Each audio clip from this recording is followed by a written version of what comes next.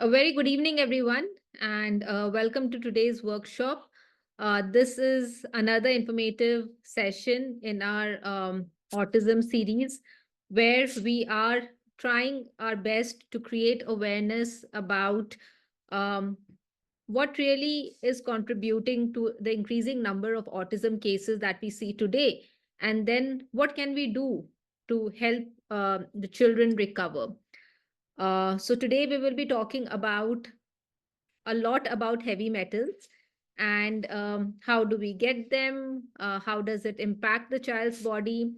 How does the body naturally get rid of it? And if the body is not able to naturally get rid of it, how can we support the body in that process? So we will talk a lot about it. And I am Dr. Ruhi Agarwala, co-founder of Functional Medicine Clinic, and I have with me Dr. Ashwini Garg. He is also the co-founder of Functional Medicine Clinic, and under his leadership runs the Learning Disorders Program, where we help children recover from various kind of developmental disorders like autism, ADHD, developmental delay, etc. So he will be sharing a lot of information about the connection between heavy metals and autism. So over to you, Dr. Ashwini. Thank you so much, Dr. Ruhi, and thank you everyone for joining in, and hopefully we'll be able to share something useful today. We'll still get into the presentation, and post-presentation we'll get to the questions. Now, we know that disease burden of all the chronic problems is increasing. And of course, autism is also increasing. This is no different. Diabetes is increasing, hypertension, thyroid problems, stomach problems, and similarly, autism is increasing, okay? It's no different. And there's no way to say that it's because of genetics of the immune system. Just like epigenetics is leading to a lot of other lifestyle problems, similarly, epigenetics is leading to autism also. Now, there could be multiple factors which could trigger or play a role behind the numbers of prevalence, the increasing prevalence which is there. So numbers are very, very sort of scary today. US is almost 1 out of 36 children born can get a diagnosis. India is no less, it's almost 1 in 60. Probably numbers are better than US is simply because we don't even have enough data. The population is huge, but probably we're not even collecting the data right. So we are no less than, the data is very, very scary. Almost, let's say, 1 out of the third child is getting some level of problem, which is alarming.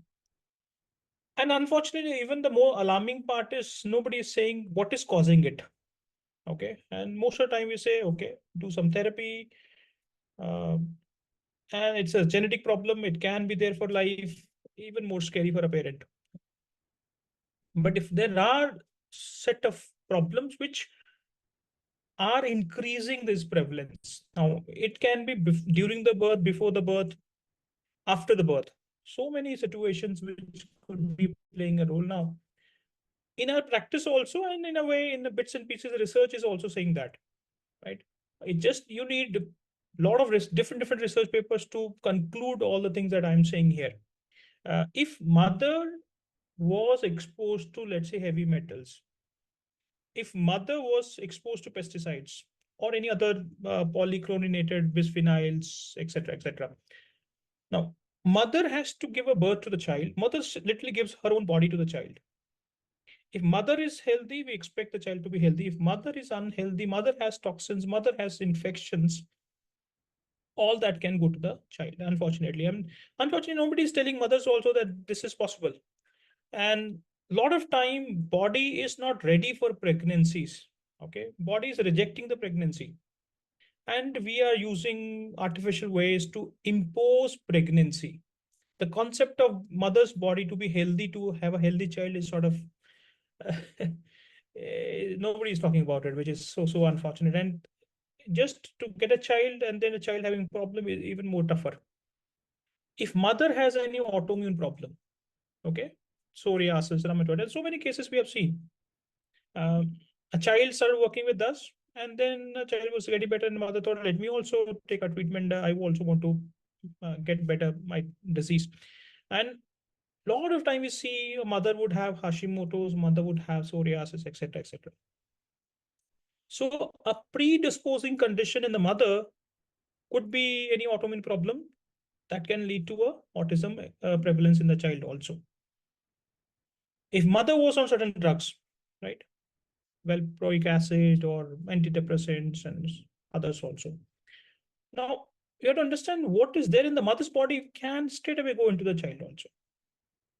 And thereby, development of the child, post birth of the growth of the child, everything can be impacted.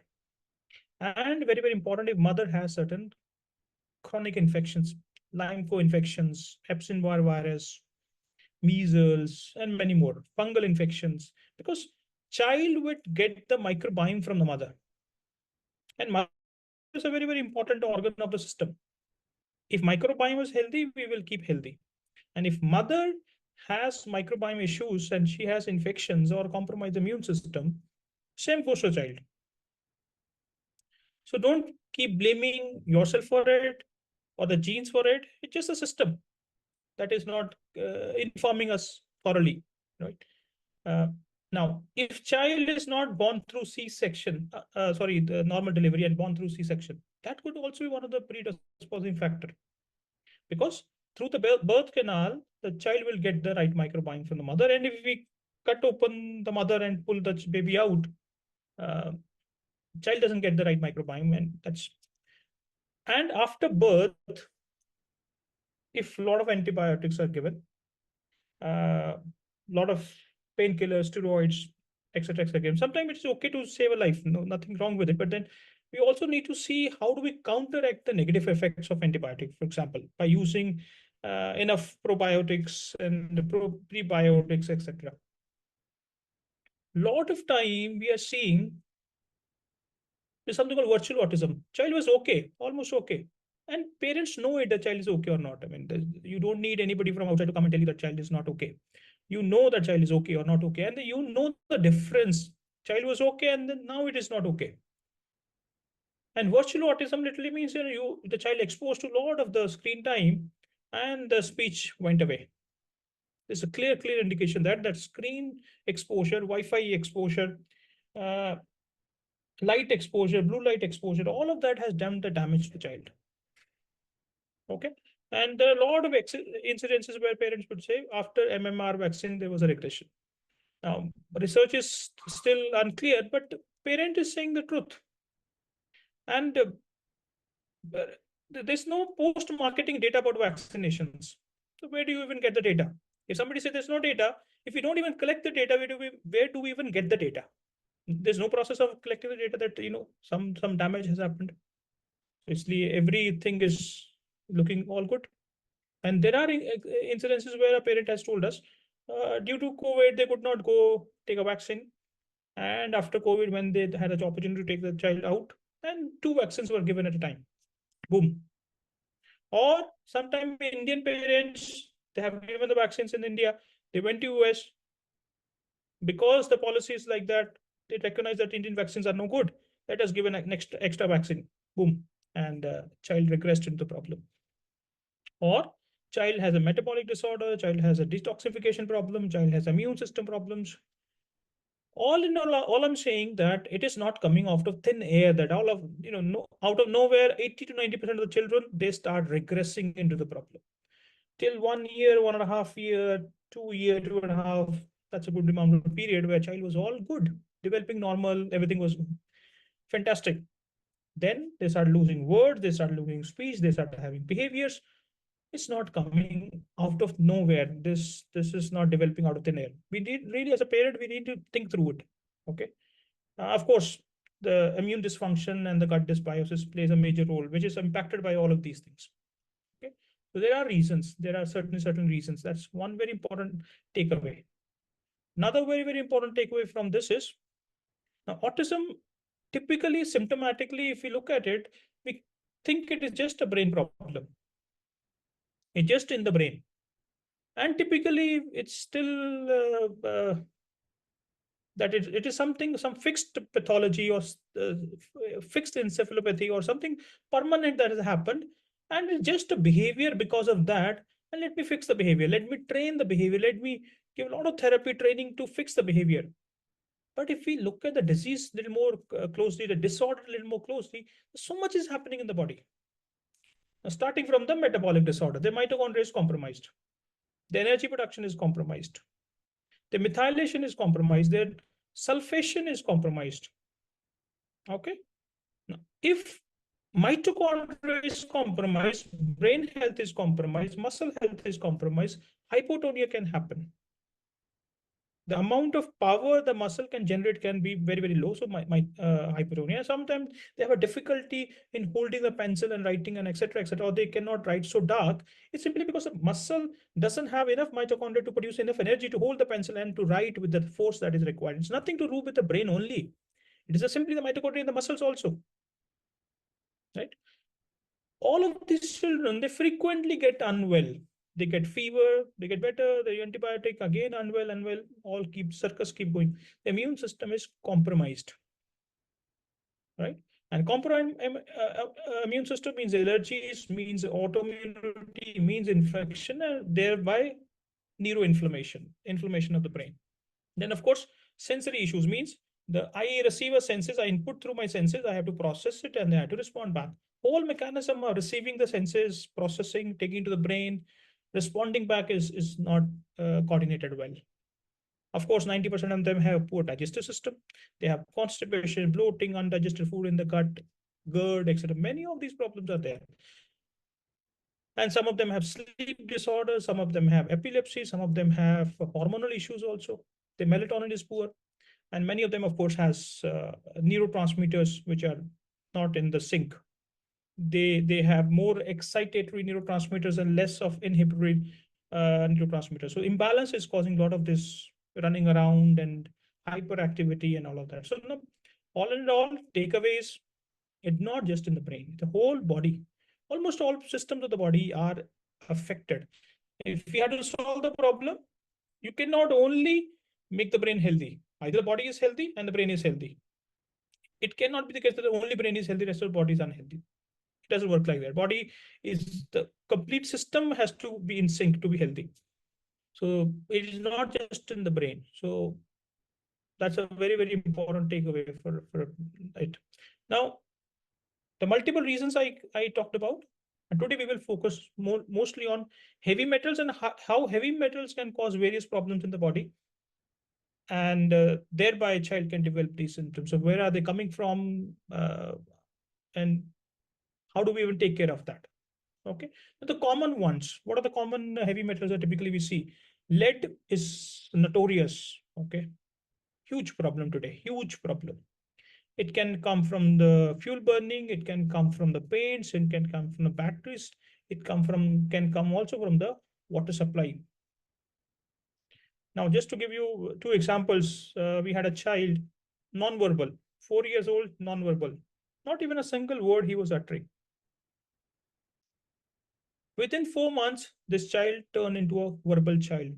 Okay. And this doesn't happen all the time. Sometimes it takes time, sometimes it happens early, but just one example I'm giving. When we asked the parent, the lead was so high in the blood, the levels of lead were just crazily high. We had to investigate where is this coming from. Then we asked the mother. The child was playing in the room where they were keeping the batteries, and the family was in the business of having this inverter batteries. All the fumes this guy was inhaling, and this went south.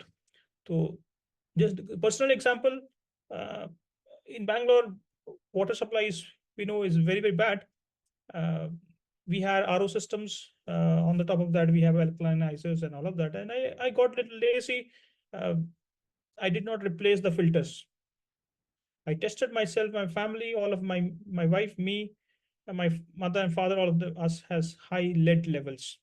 Okay, extremely lead levels. And 3 months earlier we have tested it, it was okay. Then it went shoot it. Now we have to take months of cleanup to take them out. So you imagine it can come from anywhere. Mercury is another very notorious one. It can come from the fillings of the teeth. And again, interestingly, I was speaking to one of the group of the parents even last week. The dentist has told the parent the child is younger. Because the child is young, let us put some mercury into it or amalgam into it. Because child has to take long years, all of that. It's like, dentistry has changed. We no more putting this mercury into it, and then somehow this guy, it can be coming from the fish, paint, vaccinations is another one. Still, I'm not able to figure out why vaccines have this mercury and aluminum, but they do have with the different names. Okay, they might not say mercury, but it is there. Cadmium is another one. Cigarettes, tires, etc. Arsenic is another one. Pesticide, rice, brown rice can have it. Aluminium is another notorious one. Aluminium foils, antacids. Antacids have a lot of aluminium into it. A lot of people take a lot of antacids, and if a mother is taking it, all can go to the child also. There's nothing stopping it. Mother gives her own body to the child. If mother is healthy, child is healthy. If mother has issues, it's always better that you prepare your body before you go to pregnancy. Otherwise, the chances. See, now interestingly, we are always told, even in the medical schools, we are told that don't have a pregnancy after 35. Chances of a genetic problem is there. If in a child, if you have a child after 35, now where is this genetic problem coming in? Now, ideally, till we hit menopause, a woman should be able to give a birth to a healthy child. Ideally, why are the chances of getting a problem after a certain age are there in a child? Because she would accumulate a lot of toxins in the body, or she will deplete herself in the nutrition. There's no other genetic reason to it. So this means heavy metals can trigger epigenetic changes to influence the genes also, and child can have a altered genes also. This is that much crazy. Now let's come up to next point is where what is the impact on the human system. Okay, I mean it can affect us in various ways, but major one, inflammation. It can affect the arteries, and a lot of people have hypertension, and one of the reason of hypertension could be lead in the body. And of course, in our context to children, if they have heavy toxins in the body, the supply to the oxygen or the blood flow to the brain could be reduced, and because of the inflamed arteries, narrowing of the arteries, and it can trigger an autoimmune response. And when we test these children, many of them, they have high autoimmune markers. We are only looking at ANA and TCCB, that is what is available to us in India. If we look at more targeted autoantibodies for the brain, probably they'll come positive also, but at least even the basic the rheumatoid arthritis antibodies are positive in them. Can you imagine a child of 4 years and 5 years or 10 years, they have autoimmunity developed in the body? Now, straight away, heavy metals can damage the neurons. These are neurotoxic. And then the child can lose cognition, child can lose speech, child can lose memory. Every issue can develop in the brain just because we are losing a lot of these neurons. And of course, eventually every chronic problem is a mitochondrial disorder. All the chronic problems that we have because the energy production is compromised, and energy is produced by the mitochondria. Now, if mitochondria is damaged, less energy, then every system is, immune system is gone, hormonal system is gone, brain health is compromised, kidney health is compromised, liver health is compromised. Every system takes a toll, and heavy metals can damage the mitochondria also. So imagine is doing damage, So specifically to the neurotoxicity, heavy metals can damage brain, can disrupt neural connections, and cause impairment in the cognitions. And of course, the development of the brain is also compromised. By reducing the neural plasticity, they can impair the synaptic functions. And of course, degeneration can happen. Degeneration can happen in a child also. See, one is child is not developing properly. That itself is a problem. Plus, on the top of that, there's extra damage. A child is a growing body and a growing brain also. But if there's a damage plus extra degeneration, all in all, child is losing the abilities. Okay. So it's a neurotoxic, especially mercury. All of them are, but mercury, there's enough data. Mercury damages and kills neurons. Symptoms of mercury poisoning mimic autism. As powerful as this, you don't cannot deny anymore. Of course, there are very few are looking into these aspects, but enough data just get on the face. It just we don't care about it. Children with autism have limited ability to excrete. Now that's an important thing to understand. Why would not every child would have a problem? Because they all go through the same problem. Why would few children have a problem? Because these children don't have the ability to detox. They are not so better in detoxifying. Now, it's not the problem of the detoxification in the first place. It's a problem of the exposure. If exposure is too much, you don't detoxify, it accumulates damage. And children with autism have higher levels of mercury in the body. This is enough data research. And severity will also depends on the amount of the toxin that is there in the body. Children with higher amount of toxins, they have a higher symptoms. Severe, mild, moderate, severe, depending on how much is the problem.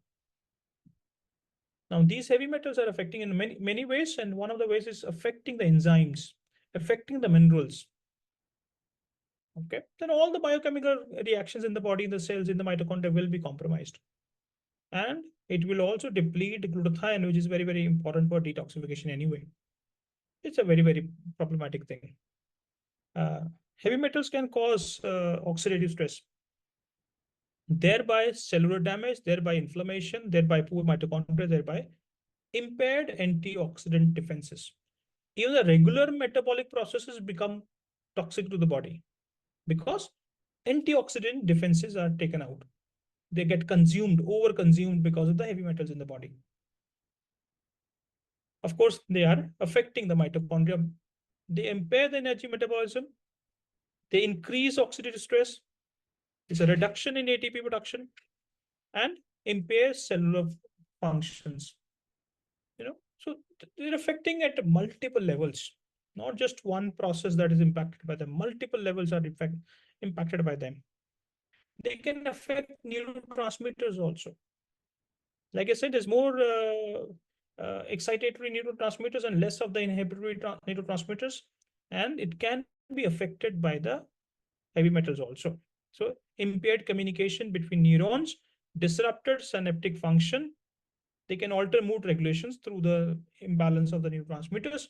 Of course, the cognition is anyways. We know that cognition is a problem with autism, and it can cause a lot of inflammation.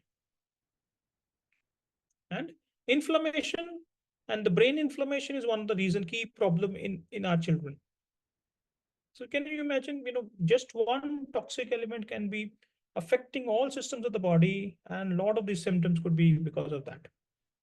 So I just mentioned about the epigenetic changes. A parent who have a child at a later age, because they accumulate more toxins or the body is depleted into nutrition, child can manifest as genetic disease also. This is how heavy metal can lead to epigenetic changes, lead to major expressions in the child. All right. So just to summarize, autism and people with heavy metal toxicities, thereby autism with toxicities can have a speech problem, language problem, mental retardation, social withdrawals, poor coordinations, and unusual behavior. These are typical things we see. I mean, of course, we can break them down and define it in much more better ways. But primarily language, socialization, repetitiveness, that is where the whole disease revolves from the uh, diagnosis perspective, and this all can be triggered by the heavy metals in the body. There's no denying of that. Okay, it just we need to learn, we need to understand, and we need to act on it if we want to fix the problem. And this is a common thing we see, right? So you can test in the blood, which is usually reflecting a recent happening in the body. And you can look into tissues through the means of hair, or there's something called oligoscan. And this is what is deposited in the tissues. Now, this child has barium, aluminium, cadmium. All of them are high. Everything is at roof. So imagine the health of the child will be. Imagine this the severity of the autism will be in this child. Okay. So you can do blood and you can do hair. Ideally, we do need both. Ideally, we need both the tests to know, have a better understanding of that. But again, there's no absolute way to test it. There's no, because something is in the bones. There's no way to even know that. But interestingly, what we see into our practice, as we start detoxifying in the serums, before the levels start depleting, it start increasing. That means from the tissue to start coming to blood before it goes out, right? So it will increase in the serum, then it decrease in serum. Now, when you see all of them have decreased, then you say it is gone, and it can take months to years. Detoxification is not easy. You cannot be aggressive. You have to go slow. It can take months to years. And it could be in brain tissues, it can be in the bones, it can be in the liver, it can be anywhere. Especially they are in the fat cells. So quite a problem, but at least we know it is there. At least we can take action on it, right?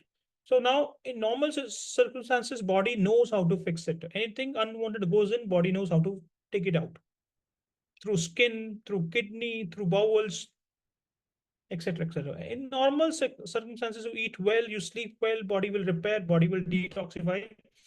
That is a usual process. But unfortunately, our children, the ability to detoxification is compromised. Okay, so we have to do much more than usual. That is why they are having a problem or a diagnosis or a symptom, because they're not able to detoxify. And typically when we start detoxification process also, it's not so easy on the body. It's not so it's quite taxing on the body, but we have to do what we have to do to pull them out of the problem, right? So we start with the basics, right? Make sure they're eating good food, make sure they're hydrated, make sure their bubbles are moving, make sure the liver is supported, make sure the thyroid is supported, make sure basic B vitamins, magnesium, zinc, all of that is given to the body before even we start detoxification. Then next step is basic supplementation like reduced glutathione, lipoic acid, and acetylcysteine, phospholipids, very important for detoxification, because these things could be in the cells. And if cell membranes are not healthy, which are made of the phospholipids, detoxification doesn't happen. Bile salts, binders like charcoal, zeolite, humic acid, fulvic acid. Now, layer by layer, we have to do it. You cannot have all the things at once, or you cannot have more aggressive things in the beginning. So you have to start slow, support the body, support the basic functions in the body, step by step, layer by layer, do start eliminating. So these are the basic supplementation that is required. Next level, we get into chelation. Chelation, typically we use this calcium disodium EDTA or DMSA, right? So, and of course, it has to be done gently. And we keep looking at the kidney function, because a lot of this elimination is done through kidneys also. So we have to do gently. Like I said, it takes time. But as it is eliminated, you will see child is getting better and better and better and better. Okay. So bottom line, there are reasons behind the problem, and these heavy metals play a significant role in the increasing prevalence of children with a problem. Now, there is enough data, research, different researchers in as analysis, meta-analysis, or individual data produced by different researchers in their own individual capacities is done. Okay, for example, meta-analysis study shows significant differences in toxic metals between patients with ASD and controls. ASD group had a higher levels of in the blood and erythrocyte of mercury and lead. Okay, so autistic group had a higher levels of mercury than the control. Okay, study suggests that postnatal lead toxicity in autism of Saudi Arabia control represents a causative factor in the pathogenesis of autism, and these can also derange the neurotransmitters like GABA, 5-HTP, dopamine, and all of that. Right. So there's enough data also. I mean, this is no out my there's enough data to conclude what I'm saying. It just, as a parent, we need to really get into the understanding of it, and then you as a parent really be involved in the process of the treatment. Then only we can make it happen. Now, this whatever the chelation processes or other process. Sometimes parents they Google, and then the Google will say, "Oh, this is a very harsh process and all that." See, there's nothing harsh more than autism, and I'm saying it is a taxing on the, but it is safe. It can give temporarily little bit of up and down in the child, but then it is a safe process. There's enough data on that also. And this process is done for decades now. It's not a new process that we are imposing. That is already being done lot many times on thousands of children or thousands of adults, and no safety concerns at all, majorly. Okay. And of course, life, if we don't fix the problem, you understand that the problem is lifelong. Problem is not going anywhere. And problem is also not static. If a child starts with a mild autism at the age of 3 years, by the time child is 10 years, it can become mild to moderate to severe also. It's not a static problem that we can let it go. So we really has to brace ourselves and do the needful to make sure the child comes out of the problem. So that's all I have to share in the presentation, but now we are open to the questions.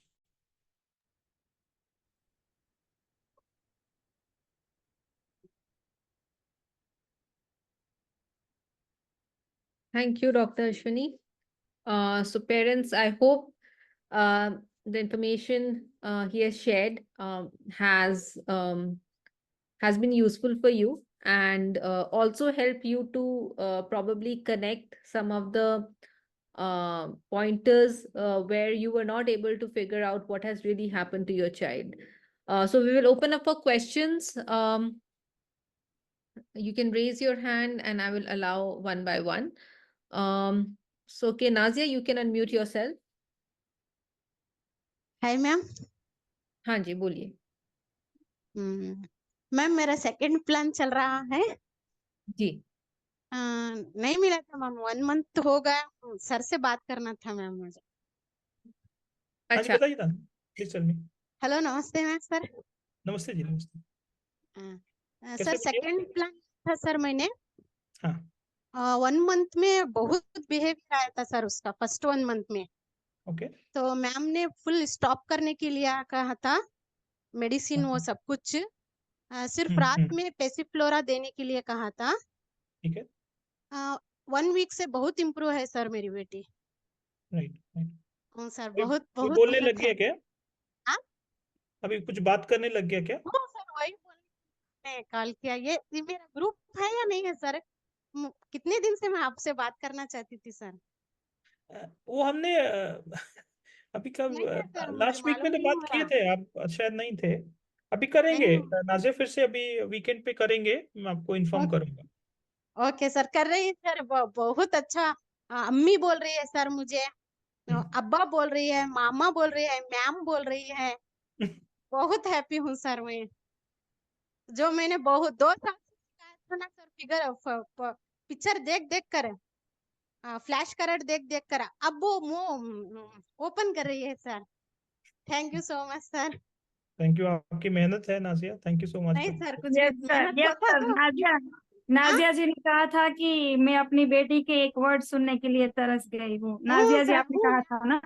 O ma'am, कहते 10 days से बोल रही है ma'am वो। अम्मी, अब्बा, ma'am, ABCD recognise कर रही है सर। बाद 1 2 3 में 1 2 बोलती है। अब जैसे पहले 2 साल से जो सिखाया था वो दिमाग में कुछ देखने पर बोलती है sir. Right right Nazia, that's good. Thank you so much sir. Thank you Nazia, thank you. Sir, sir वो क्यों, जो मैंने डिस्कनेक्ट किया था ना सर मेडिसिन, वो कब से स्टार्ट करूं सर? अगर बच्चा भी सेटल है तो डाई ऑफ, तो आप समझ गए ना, डाई ऑफ हो जाता है। चारकोल चल रहा है सर, हाँ, अभी अगर चल रहा है उसका। हाँ, हाँ, हम्म अगर बच्चे अभी सेटल्ड है तो हम्म चालू कर दीजिए, एक एक करके, एक एक सामान चालू कर दीजिए। एक एक वो किसी से, वो कौन सी मेडिसिन से हुआ था नहीं मालूम सर। बहुत का तो इतना हाइपर हुई थी सर वो। और रात हाँ, में हाँ, स्लीपिंग पूरा गया था, दूसरों को मारना करना वो सब करेक्ट। प्रेजेंट और आग छोड़ा था सर। जो गया था 3 महीने में वो आ हाँ, गया था सर। हो जाता है ना, से वो ओ, तो हम जो बार बार समझाते रहते हैं ना, हो जाता है सर, लेकिन ठीक है, फिर से चालू ठीक करिए, है। पूरा ठीक करना है उनको। Okay, thank you sir. Thank you. Okay, thank you ma'am. Thank you. Okay, Kamal, you can unmute yourself. Yeah, yeah. Hi, sir. Hello Good Kamal. evening. हाँ Yeah, जी। I have few questions. The first question is, so I'm confused between chelation and detox. What's the exact difference? Okay, detox is a generic term. So, okay. And there are a lot of unwanted things could be there. Could be Okay, infections, could be infection produced toxins, could be plastics, could be a lot of things could be there. Okay. okay, Or simply okay, detox also means like gut is not cleaned. The constipation is there. Right. okay, So a generic term for cleanup is called detoxification. Okay. Now, okay. chelation is a process specifically targeted for heavy metals. Metals. Right? Because there's affinity, heavy metals are charged molecules, and chelation products are have certain charge, so it can attract and bind them, take them out. So even before, before we start chelation, detoxification generic has to be done. Okay. Then we, Like, yeah, like you are given charcoal and spirulina. The whatever the charcoal is doing is a detox or chelation. mostly detoxification, little bit of heavy metal removal, it can do. Okay, okay. My next question is you recommended some of the supplements in your website like Preactive One, Trexgenics, Mm. Autoimmunity. These are the brands, right? Like, how do you recommend? Like, do you do any testing, lab test? How do you recommend that potent level? Right, right. Okay. So I tell you, Yeah. it's purely based on the trust of the manufacturer. Okay. Okay. India regulations are not very strict. Yeah. Okay. Ideally, every batch should be tested for lab, then it should come to the market. Yeah. Ideally. Yeah. But most of the companies are small scale companies. Uh, every batch testing is not commercially possible because we make 500 boxes, 200 boxes every batch, because Yeah. demand is not so huge.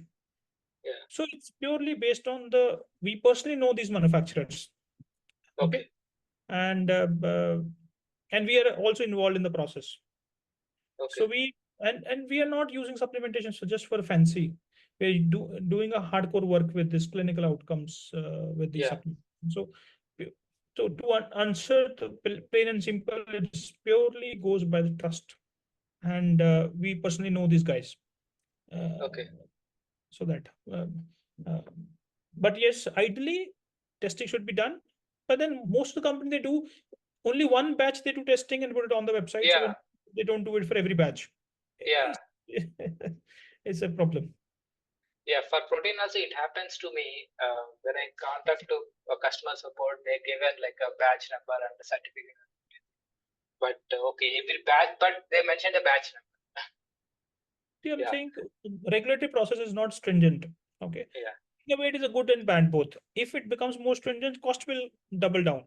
What we are yeah, getting it for 1,000 rupees will become 2,000 rupees, because yeah, every process will add cost, and cost will ultimately the customer has to pay it. yeah.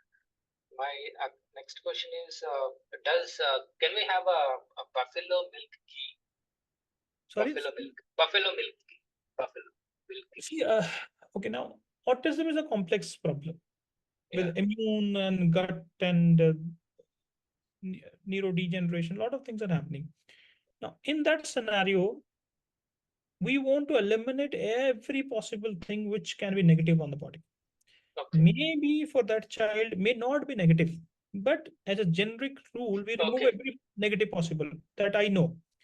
Now, once the child is stabilized, everything is okay, markers are okay. When you see the child has come out of the problem, then you try. If okay, that is digested by the child. If digested by the child, we can go ahead and do it. If we see a problem after restarting it, then means it is not good. But in Okay. between, let's say we are during the treatment, we take it out, take it in, take it out, take it in. You don't know whether it is causing positive Okay. because everything is haywire already. Okay. Yeah. Yeah. My next question is like you mentioned use a filament light. Ah, So is because of a warm light purpose or else is there any wave difference?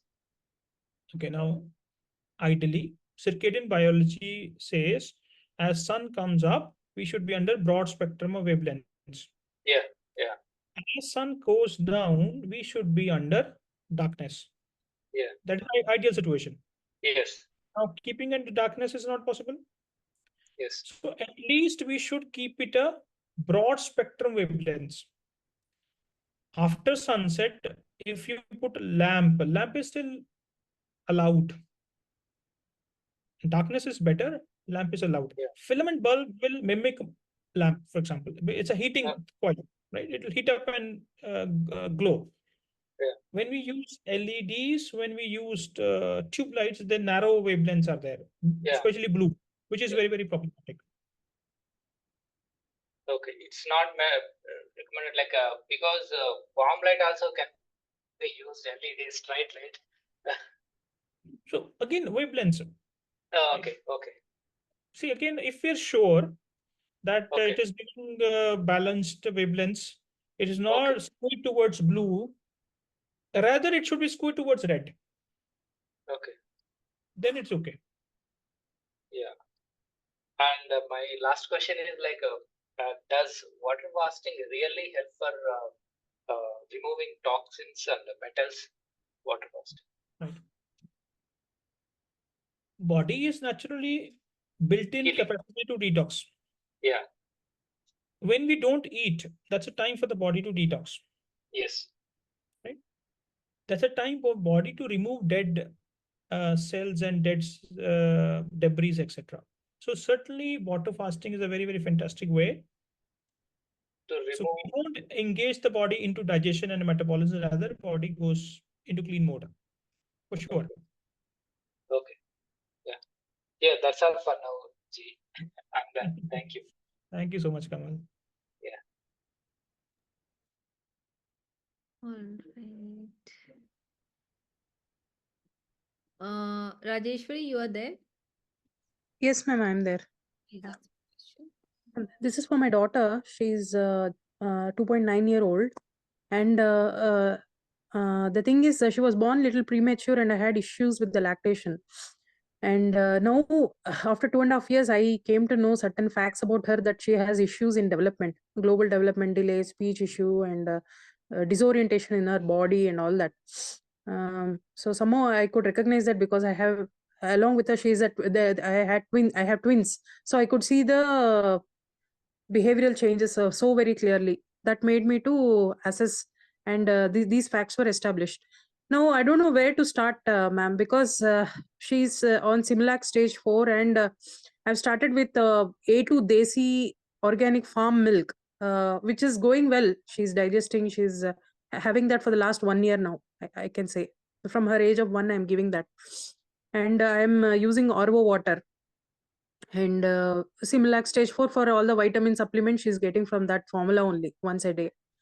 So if I have to stop all this suddenly, I cannot see a replacement. And secondly, they're rejecting anything else other than this. And I'm having tough time because these children, and she also constantly falls ill. And I have to go with medications, all these things. As far as possible, I try to avoid antibiotics, but that is also inevitable. So on a daily basis, I don't know how to manage this child, and I just need your help here to understand, if I'm doing something wrong, where can I Right. start? So I would say milk you can replace with goat milk or camel milk or coconut milk. Yeah. Um, I if tried she- that, doctor. Unfortunately, camel milk, she's outrightly rejecting. Just one sip, she just throws away. I think she's so much got used to this A2 desi so milk, so she's rejecting so it. Camel the milk. thing is that Rajeshwari, it takes time for any child.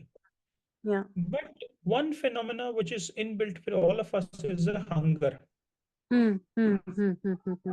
when we are hungry, we'll eat what is available to us. We'll not give dramas. Yeah. Yeah. Only when have two options. I know my mother will bring it for me. That intuition is there for a child, right? Right. Right. Right. When they get to know that one, two meal, three meal, nothing, no, is this thing, then they will eat what is given, and it is important for our own thing. Mm, mm. Now, getting sick frequently means immune system is compromised. Yes. Yes. We should build on the immune system. Yeah. Antibiotics are notorious and could be a very, very problematic thing. Try avoiding at least antibiotic. Fever is that just bare minimum paracetamols. Do a Yeah. little bit of homeopathy if required. That is also Mm. can give a quick relief. Mhm. But then minerals and vitamins, we can test them through more Yeah. precisely what is missing, what is not missing, and all of that. So we have Yeah. to start somewhere, right? Yeah. Make Yeah. sure we give a lot of sunlight. Okay. That is antimicrobial, antiviral, antifungal, antiparasitic, and all of them, and uh, anti-parasitic, antipyretic also in a way. If Yeah. infections are taken care, then immune system can get better with sunlight anyway. So we have to start somewhere. We can Yeah. test her, find out what is going wrong, and then slowly, Yeah. gradually help her develop towards a better Yeah. health. Yeah. I've already sent the samples for testing. I think it is with your lab now. I'm waiting for the results and your advice. This formula, if I stop, do you have any alternative for this multivitamin supplements for this age child, less than 3 years? Right. So don't stop for now. Let the test come in, then Okay. Yeah. we make a plan. Then you can look at it. Yeah. Yeah. So at least for now, I have to stop milk and introduce her to camel Yeah. milk. Yes. Yeah. And I hope it can be reversed to certain extent that she can lead. So Yeah. that is certainly, see, our goal is to make them as close to normal or normal, Yeah. Yeah. Yeah. right?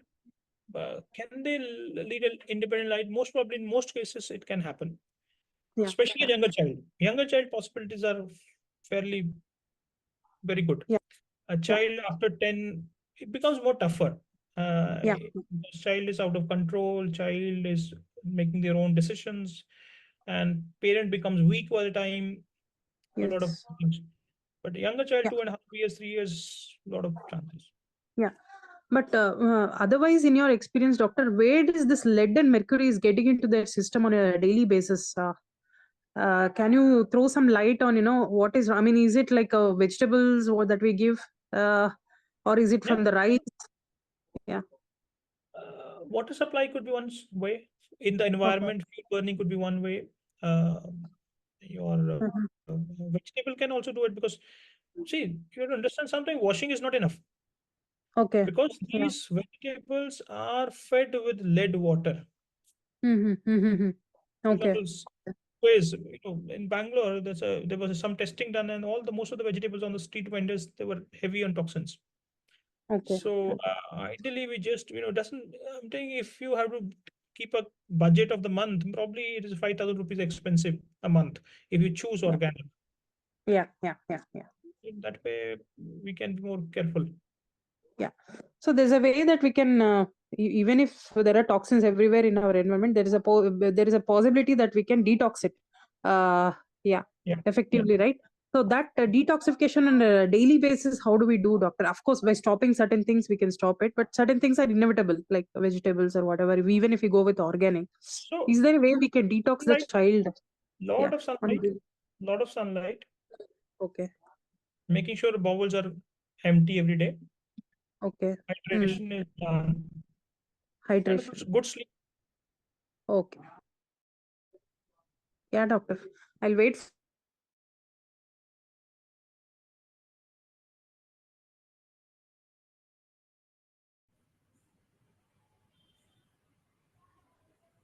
Okay, we move on to the next one. Srinivas, are you there? Yes, I'm here. Yeah, thank you, doctors, for conducting this. I'm Srinivas here. My son diagnosed. He's 8 years old now. He diagnosed with mild autism at 2.5 years. At that time, he has most of the spectrum problems like eye contact, not pointing to the finger, aggression, adamant. Every problem he got, like he used to get very aggressive. Over the period, we went to like therapists, behavioral and occupational therapists. Now he's 8. Most of the spectrum problems gone. The problem is he don't have attention as of now. Like when teacher or everyone explains some concept, he roams his head around and see basically. He, I mean, he has good knack, but he's not able to concentrate on the particular thing going on. And sometimes he has low sitting tolerance. Other than that, most of the problems are same. Like, uh, so we stopped therapists like 6 months back. We introduced him play school like around 3.5 years. We He stayed there for an extended period of 1 to 2 years. Now he's 8 years old in first class now in a normal school. There are no complaints from the school as of now. Right, right. So Srinivas, like I mentioned, heavy metals or infections can impact the neurotransmitters, thereby this could be a problem. Right. So we see it doesn't matter where we are in the journey. If improvements are done, it's fantastic, but something is still pending. So we have to start from the base. We test, find out what all existing problems are there. We make the necessary steps to change the diet, lifestyle, etc., and intervene where the problems are found on the testing. I'm sure whatever pending problems are there can be recovered. Is the test same to everyone or it is on problem based?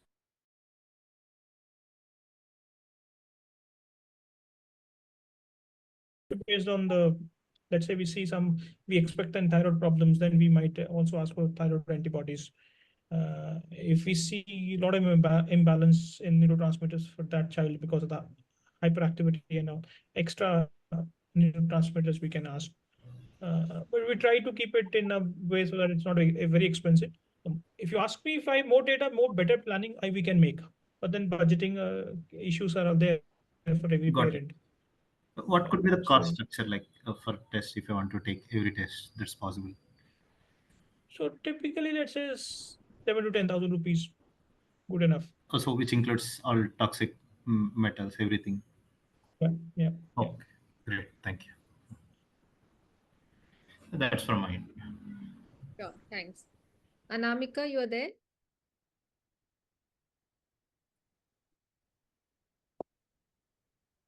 Hello. Hi, doctor. Yes. How are you doing? So, Yes. hello. Yeah, am I audible? Yes. Yeah. Please go ahead. Yeah. So, I have completed one 3-month plan, and I'm on the second plan.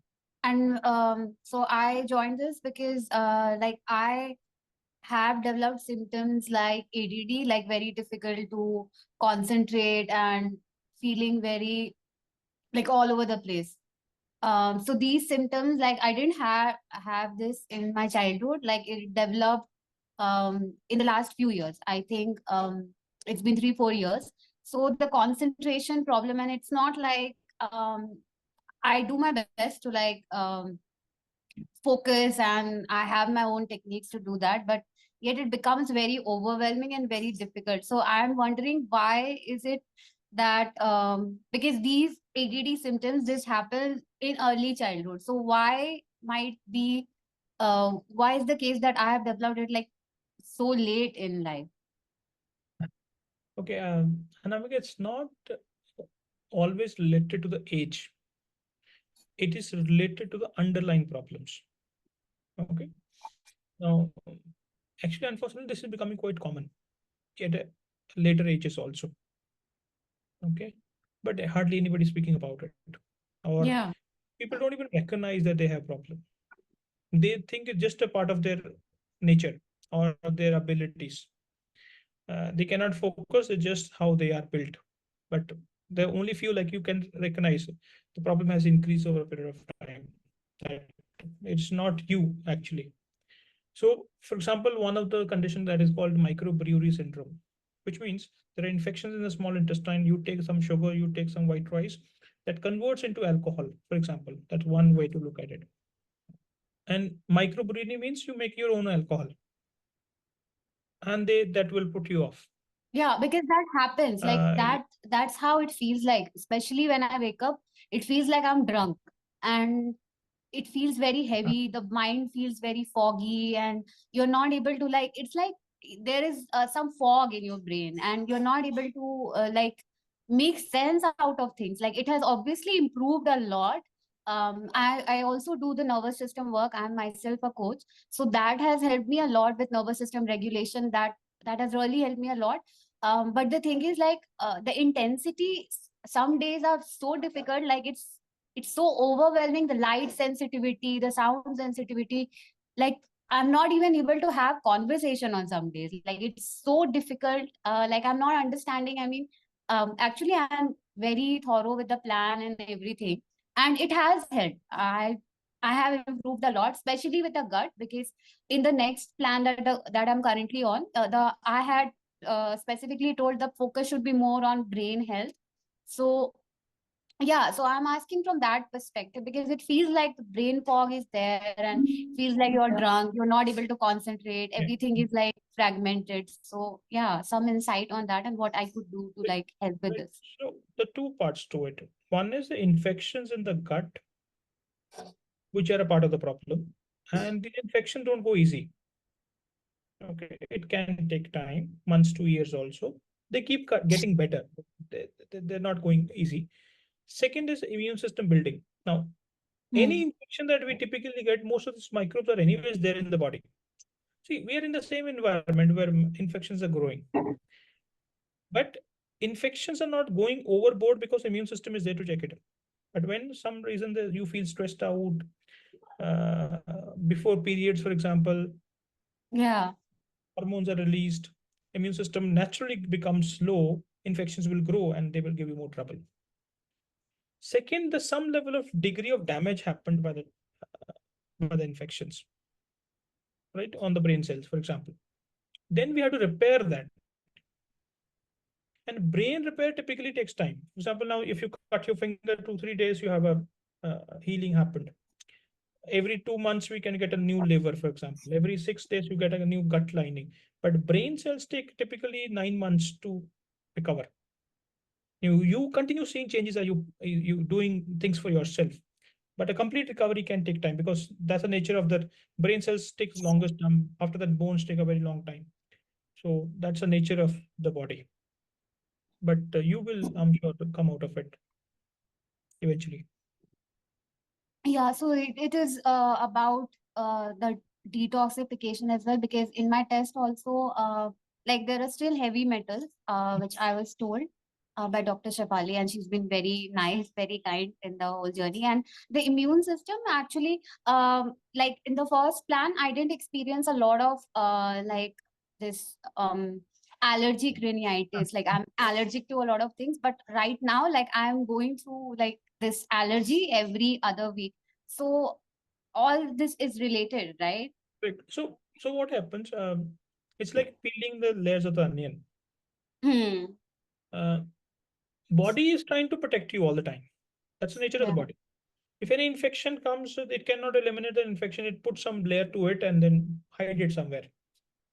Right? If any toxin is there, it cannot eliminate it, puts hide it somewhere. Now, when we are going through a cleanup process, okay, all the hidden things will start coming out. And Okay. before it goes out, it shows up. It will show its own colors before it gets out of the body. Okay, so it's like it's coming out to be released. Like it's actually good. Yes. For example, Because there is some toxin sitting in the brain cell, for example, hmm. or in the brain cells.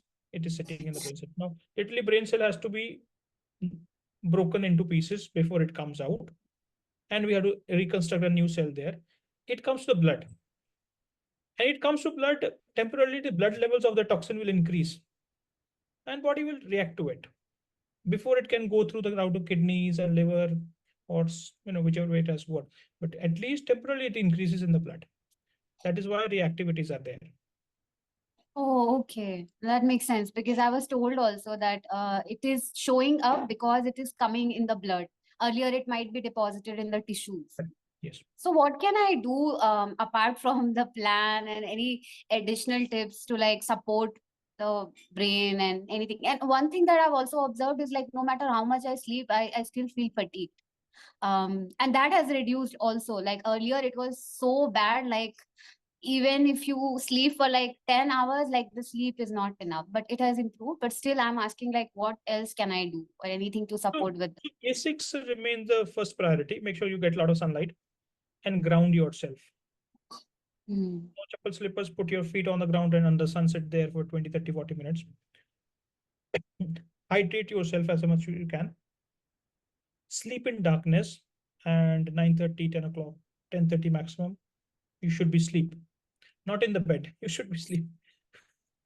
Okay. I think that much, if you, along with what you're doing, that pretty much can take care of yourself. And then on the days allergies are showing up, you can take Eno. Eno is nothing but sodium bicarb. When you take sodium bicarb on empty stomach, not with the food, away from the food, 1 hour before food, 2 hours after food, it actually alkalines the body, alkalines the blood, let's say, and it donates more electrons to the system so that electrons can use for the effective elimination of the toxins. Okay. Okay. Now, when you ground yourself, you gain free electrons from the ground. And these electrons will come in and help you detox. When you get sunlight, you get free photons, free information from the sun, and that helps you detox. Water will bring a lot of electrons, especially sun charged water. Hmm. Okay. Those are basic things continues, and be very positive. You are already in the same profession, you know. Yeah. Actually, grounding is very important. It helps you like center. Thank you so much for all the suggestions. Thank you.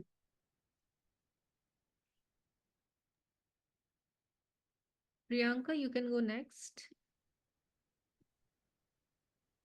Hello, good evening, sir.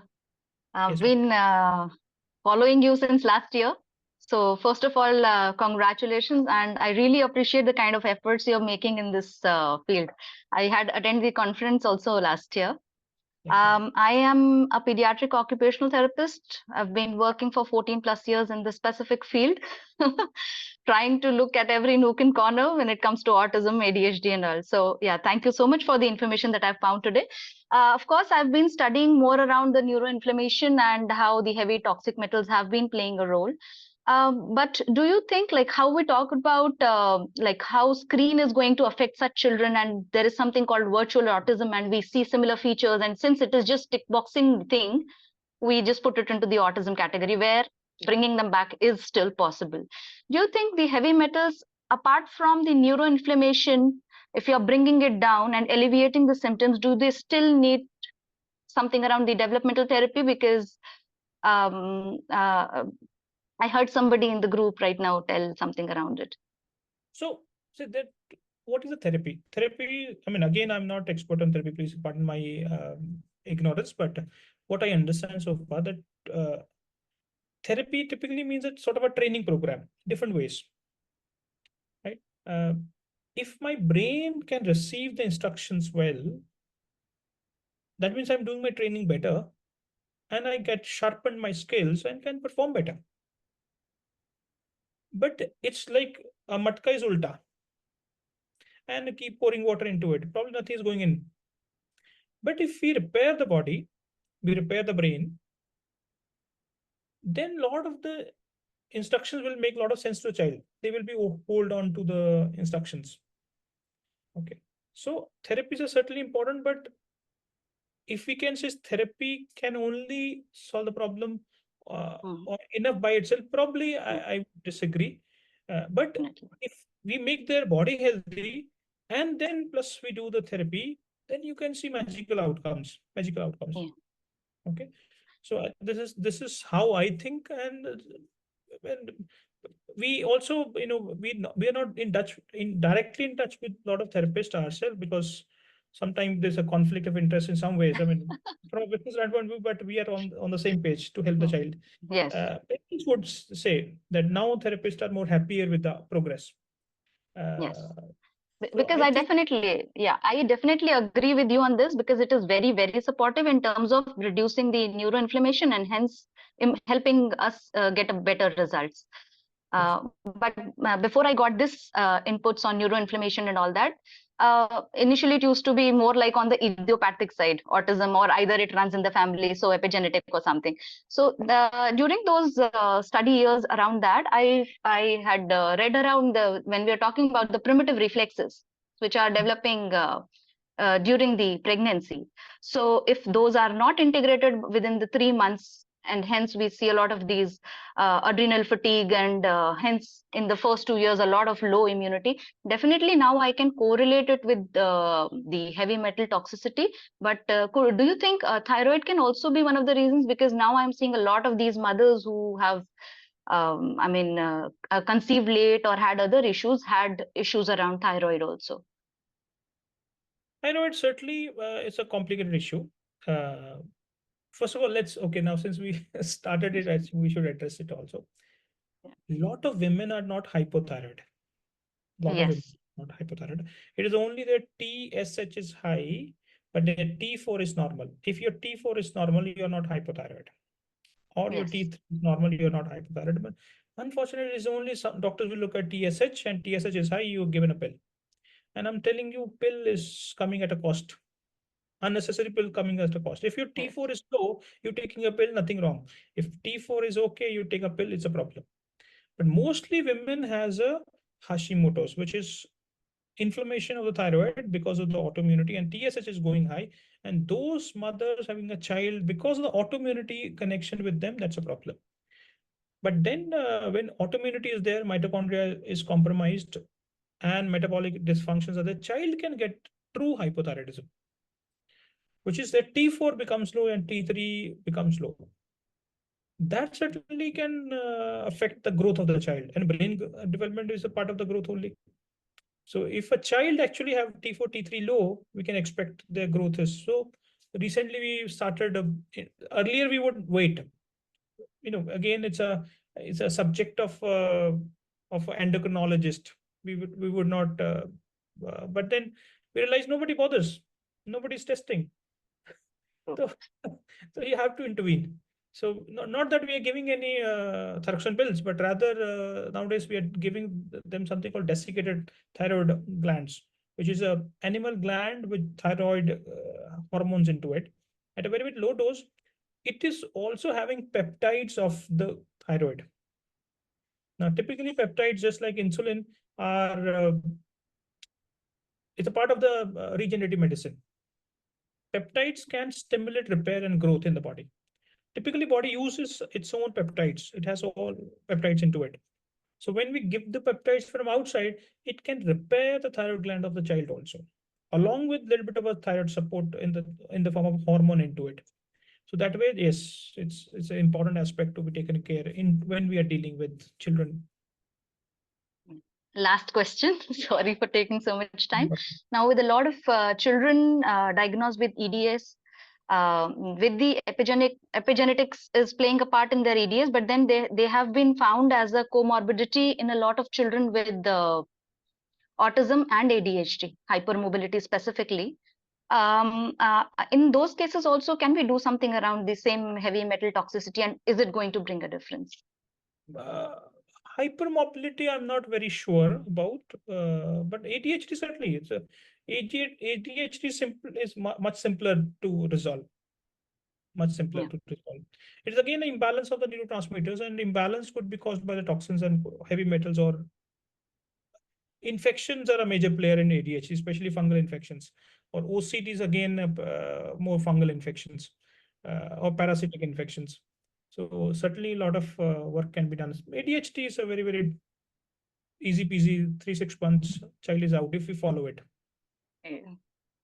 Yes, sir. Thank you so much for all that information, and we'll be looking forward to all your sessions. Thank you to Dr. Ruhi also. I've been attending her sessions also. Thank you so much, sir. Thank you. Thank you, Priyanka.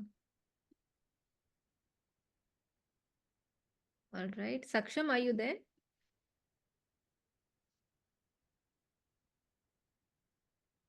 Yes, ma'am. Yes, ma'am. हाँ जी, बताएं. Ma'am, मैं दामोदर शर्मा हूँ और this is my son सक्षम Sharma.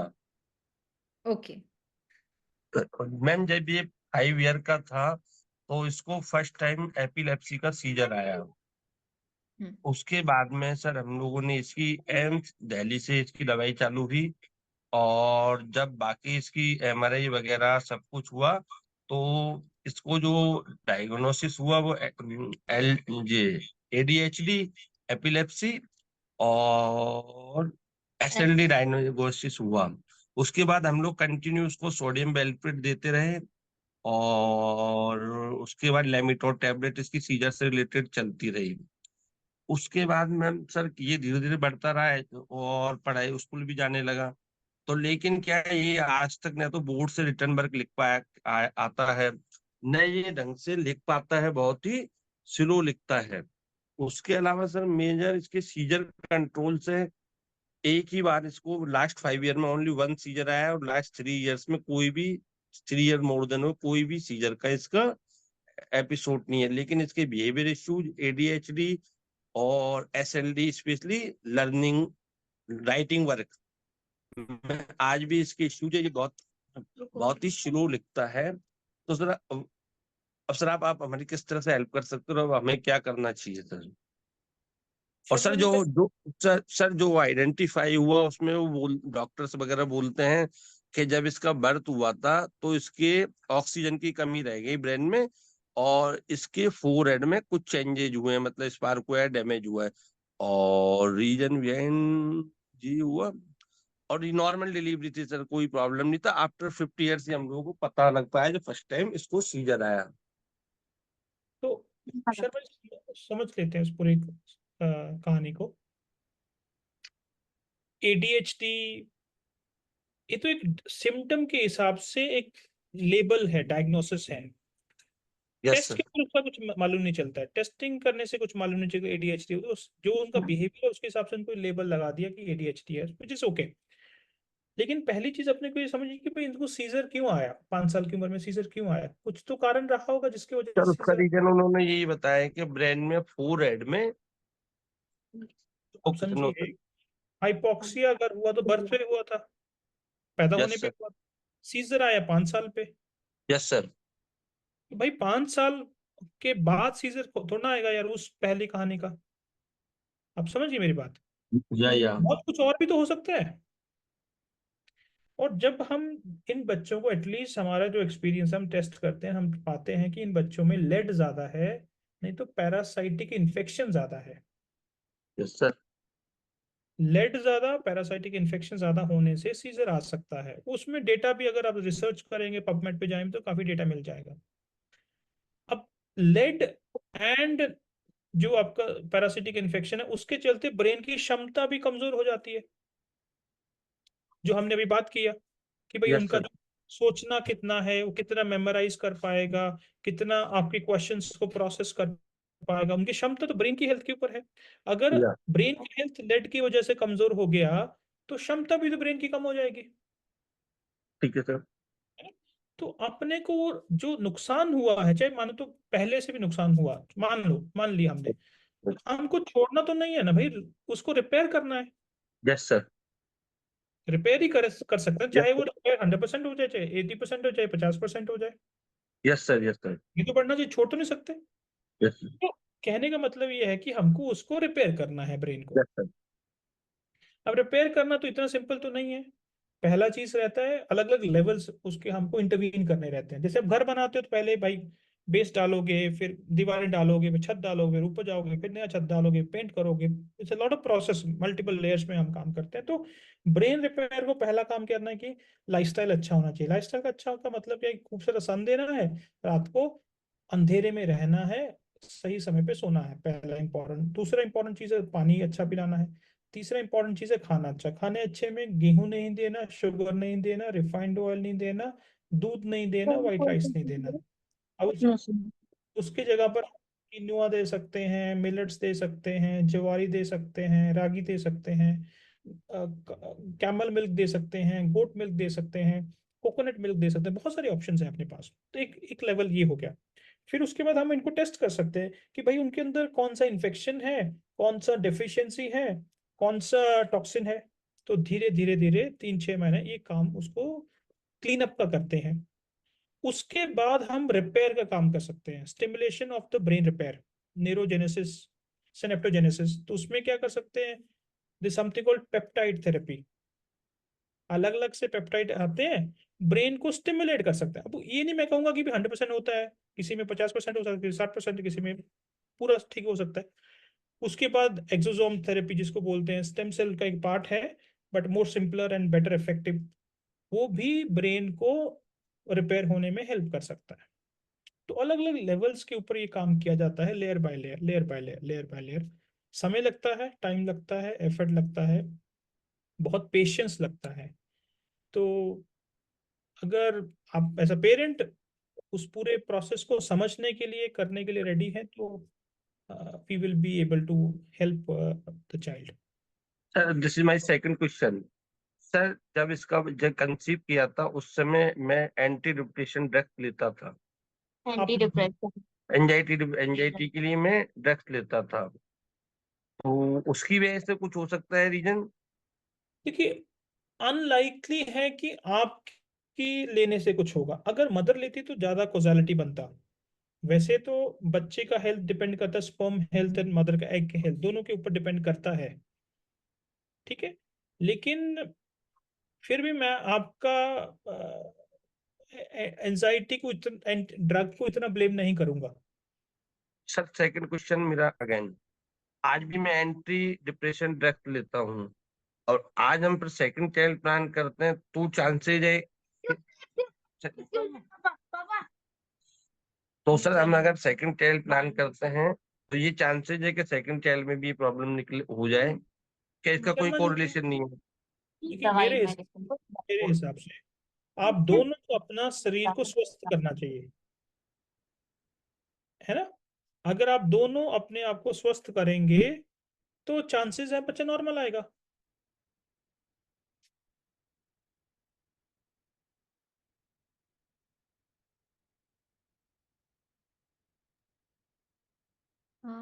I think there was some internet problem at their end. ठीक है, let them join back, then they can continue. Ritika, you can go ahead and ask your question in the meantime. Sir conclusion नहीं निकला। Okay, just a Should we minute. wait for him? Sure, sure. हाँ sir, अगर second child plan करते हैं जैसे discuss हुआ, तो क्या चांसेज है क्या? नहीं, मैं शर्मा जी वही बता रहा था, ड्रॉप हो गए। अगर आप और आपकी मैडम दोनों अपने स्वास्थ्य को अच्छा करते हैं 3-6 महीने लगा के, तो बहुत अच्छे चांसेस हैं कि अब बच्चे नॉर्मल ही होते हैं। Sir age sir my age is 40 और वाइफ एज इज 36। कोई प्रॉब्लम नहीं, 3-6 महीने लगाइए अपने आप को स्वस्थ बनाने के लिए। अच्छा खाना है, जो बॉडी में कमियां हैं पूरी करनी है, आपके डिप्रेशन को ठीक करना है, आपकी नहीं एंजाइटी सर, को। अभी मैं कोई डिप्रेशन में नहीं हूँ, लास्ट 2.5 ईयर से मेरे को कोई प्रॉब्लम नहीं है, लेकिन मेडिसिन में ले रहा हूँ कोई एक एक टेबलेट, ऐसा कोई प्रॉब्लम कुछ नहीं है बस। मेडिसिन क्यों ले रहे हैं? सर वो मैं एलोपैथिक दिखाया हूँ तो उन्होंने बोला धीरे धीरे बेट हो जाएगा। नहीं, मेरा कहने का मतलब है, देखो केमिकल तो केमिकल है ना भाई, वो तो विटामिन डी तो नहीं है कि ले लिया तो कुछ यस सर। प्रॉब्लम, एक्स्ट्रा चला गया तो कोई दिक्कत नहीं है। तो कहने का मतलब है दोनों आप स्वस्थ बनाओ, है ना। तो चांसेस कम कर दो बिल्कुल ही। नया बच्चा स्वस्थ ही आना चाहिए। 3-6 महीने वेट करो, टेस्ट करो, देखो क्या क्या प्रॉब्लम्स है, और अपने आप को स्वस्थ बना लो, फिर प्लान करो, कोई दिक्कत नहीं है। कोई प्रॉब्लम नहीं। और सर हम जैसे आपसे मिलना चाहें इसके लिए, जो करंट चाइल्ड है इसका क्या प्रोसेस रहेगा, जैसे हम लोग इसके लिए? मेरा टीम आपसे कनेक्ट करके शर्मा जी आपको समझा देगी। Okay, thank you sir very much, thank you sir. Thank you. Okay sir. Yes, Ritika, you can go ahead now. Hi, good evening, doctor. My child is 3-year-old, 3+ now, and he's still not talking. I had a session with you before also, like on the group last week, I think. So I just want to know, concluding from whatever you've told us in the slides presentation, uh, about the vaccine. Should we get the vaccines or should we not get the vaccines? Okay, so it's a very tricky question, and it brings a lot of trouble to us also, but let's understand this very fair and square simply. Which generation is more healthier? Our forefathers, our parents, or before their us or our children? तो कौन सा generation सबसे अच्छा है? Obviously, forefathers wala, right? Ideally, vaccination मेरे parents को 1-2 लगा होगा, मेरे को शायद मेरी मम्मी ने बचा लिया था. आज आजकल तो मेरे उम्र में मुझे लगता है 5-10 लगे होंगे किसी किसी को. आजकल तो दे वी आर बॉर्न तब से हम वैक्सीन करते हैं. आइडली कौन सी जनरेशन ज्यादा हेल्दी होनी चाहिए थी? खाने का प्रॉब्लम नहीं है, सब कुछ मिलता है, भूखा तो मतलब नहीं है कोई, वैक्सीनेशन तो हम 20-25 लगा दे रहे हैं, तो कौन सी आइडली, अगर जैसा हमको बताया गया है कि ये करने से ये होगा, ये करने से ये होगा, वैक्सीनेशन करने से ये बीमारी नहीं आएगा, तो आइडली कौन सी जनरेशन हेल्दी होनी चाहिए थी? लेकिन ऐसा है नहीं. Reality is far far different from the what is told to us. Now you tell me, जब वैक्सीन नहीं लगता था तो क्या we were dying on the streets just like flies? और अब भी ऐसा हो रहा है. People on the TV show dying like flies, in the gym dying like flies. Yes. तो बस अपने को उतना सा, we don't need major answers. I mean, if we reconcile the data, it is just staring on the face. Reality क्या है? Okay, and these are tough decisions. Okay, it's fair and square. I can say this. I put myself into trouble when I say this, because it's not the norm to say. But as a parent हम सबको खुद से अपने decisions लेने पड़ेंगे. Tough decisions हैं, लेकिन भाई अगर उससे लगाने से बेनिफिट हो तो लगाना चाहिए. क्यों ना लगाते हम लोग? और लगा भी रहे हैं, बेनिफिट तो दिखना चाहिए. We are getting adverse effects of it also, more than the benefit. And next I want to know is what all tests do we need to get done for the child? Because I'm just starting with this journey. Right. So typically we look at some infections. Okay. We look at indirectly mitochondria. We look at heavy metals. We look at liver, thyroid. We look at liver lipid profile. We look at some nutrients in the body, B vitamins, magnesium, zinc, amino acids. And some inflammatory markers. That is the pretty much we start with. Okay. See, again, there is no end to it.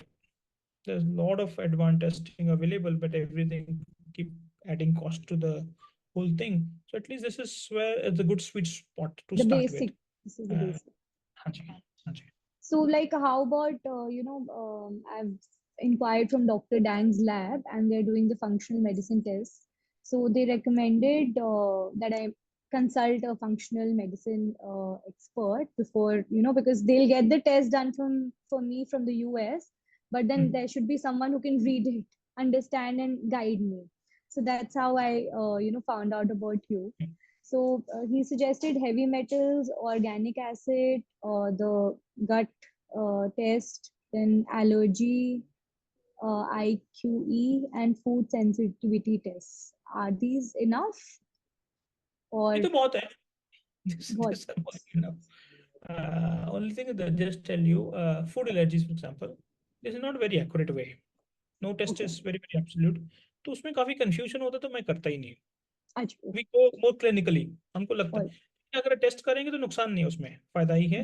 But sometime what happens कि test में कोई चीज positive नहीं आएगा, but I still go head and tell you don't do it, because that is a clinical experience.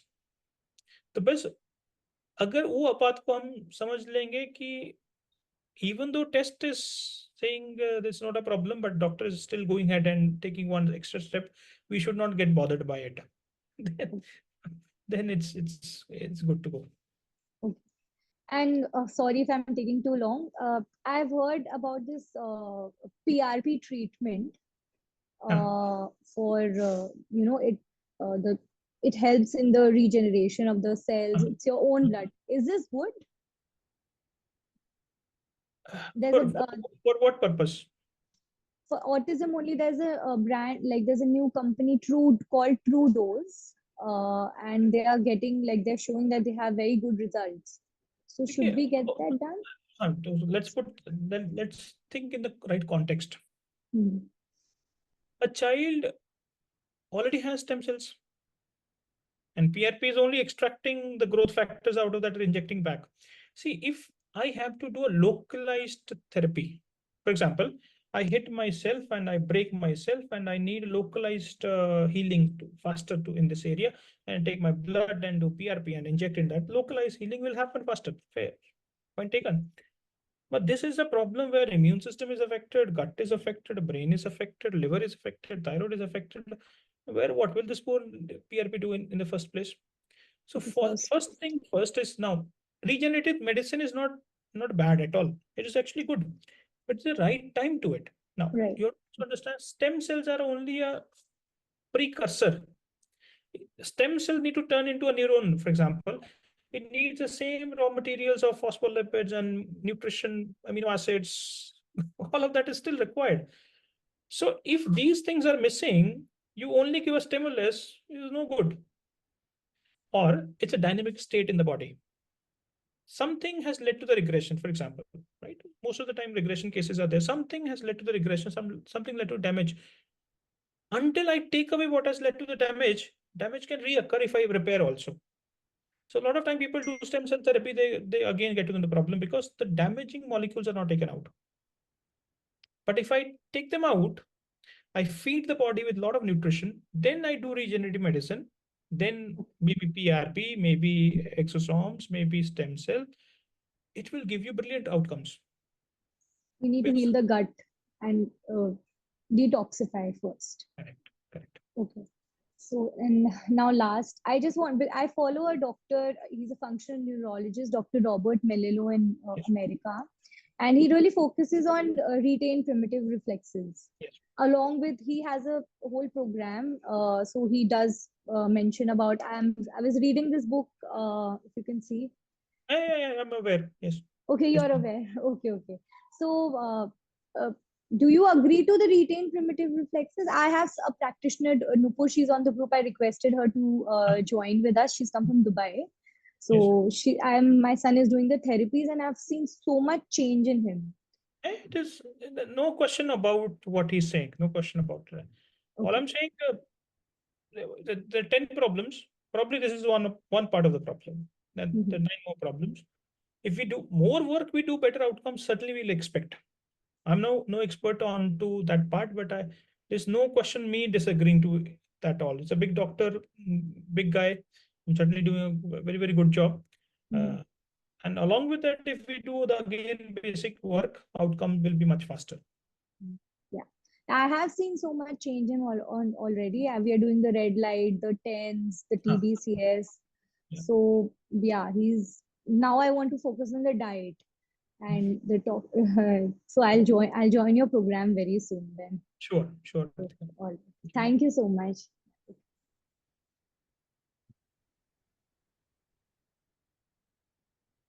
Naresh, are you there?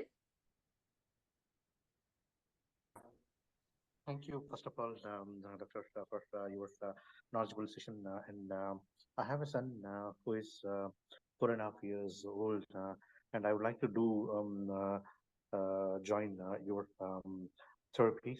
As I could see a couple of my friends has referred, and they have seen the improvement. But I have a couple of questions before proceeding. So, are there any side effects to your supplements, or is it like we will be addicted to that medication? So, for example, in the first 3 months of your session, we might be doing some of the supplements to control something, and within that period, it will be neutralized. But if we stop taking that medication, do we see again those things reoccurring after a period of time? Right. So Naresh, let's understand in a different way. What is a supplement? Supplement something which is missing in the body, that body needs, we are giving in the form of pill. Okay. It is not to fix the problem. It is just supporting the body. And body knows how to fix the problem. For example, vitamin D. Everybody knows vitamin D today, right? Yeah. Either I get sunlight or I take support of a supplement. Okay. Body needs the vitamin D at any cost if it has to perform. The moment I stop sunlight or I stop my supplementation, my body will suffer. That is the nature of the body, right? Yeah. That is one way to look at it, just purely from a supplement point of view. Whatever we give, that is missing in the body, and we are just feeding what it needs. So there's no question of dependence, and body is dependent anyways on that. Body just need either from the food or from something else. That's all. Okay. So my next question was also the same thing because we reside in London and we do have a lack of sunlight. So what would be the alternative for this sunlight? Because based on your sessions, you precisely ask people to take kids to the sunlight so that red light panels. Red light panels. Yeah. Okay. No, red light panel is only a red light part of that. UV light is still missing. We make vitamin D out of the UV light. Okay. So there are some panels with some UV light also, but that is tough to get all that. At least I'm saying whatever little you get sunlight plus make sure vitamin D levels are maintained in the body through supplementation. Okay. Okay. Now, next question is, if we stop it, will it come back? Yeah. I'm saying there are reasons why the problem is there in the first place. For example, metals are there, for example, or infections are there, which is causing the behavior. Let's take example of one behavior, which is chewing or biting. Yeah. Typically very, very common. Now, biting and chewing is there because parasitic infections are there. Okay. Okay. I give a herb or a medicine for, let's say, 1 month, 50% of the infection is taken care. Now, as infection is taken care, correspondingly, behaviors has reduced by 50%, let us suppose. Then 50% work still need to be pending, which has to be done. You say, I don't want to do the medicine anymore, let's say. Infection can grow back, symptom can come back.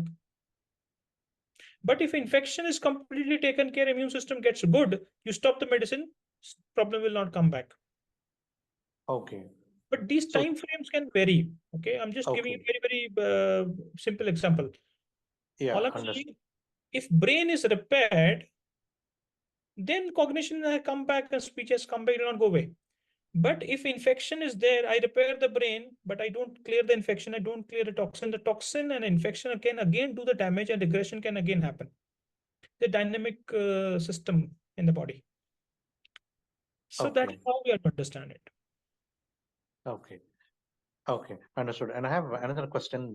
Like, do you have or do you support people who reside out of India, like people in London or UK, where we cannot get the blood tests as frequently as you request? I mean, like I have been told by my friend that for every 3 months of this session or so, we have to redo these tests to identify the levels of the metals in the kid's body, so as to determine the next steps of the medication or the supplements we have to do. So in those cases, how can you support us? So Naresh, see, first of all, more data, but let's say you're a software guy. You're a data guy, right? Yeah.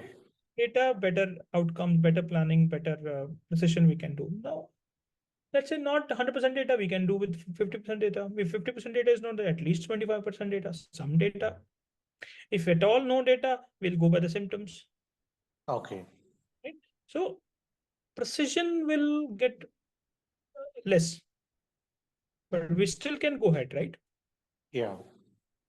Like that. Okay. Sure. Yeah, and thanks for answering a couple of questions. There are which you have already answered by from our previous colleagues who wanted, and I do also have the same type of questions. And thank you very much for your support. Thank you. Sobia, are you there?